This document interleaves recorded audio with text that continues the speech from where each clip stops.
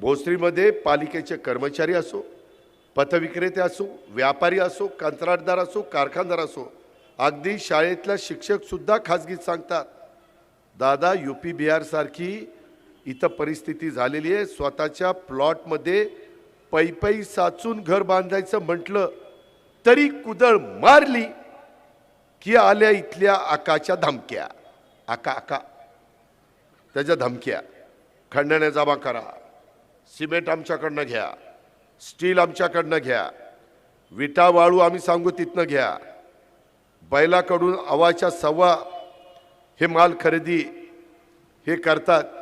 डोळ्यात पाणी आलो. निवृत्त शिक्षकाच्या बायकोच्या डोळ्यात, माझ्या लाडक्या बहिणीच्या डोळ्यात हे सांगताना पाणी आलं. अश्रू तुमच्या माजोरड्या सत्तेला आता डुबवून टाकतील. ही सत्ता डुबवलीच पाहिजे. असं काम उद्याच्या 15 तारखेला माझ्या लाडक्या बहिणींनो, माझ्या भावंडांनो करा. तर तुम्हाला उद्या बरे दिवस आहे, नाहीतर परत तुम्हाला वाचवायला कोणी येणार नाही.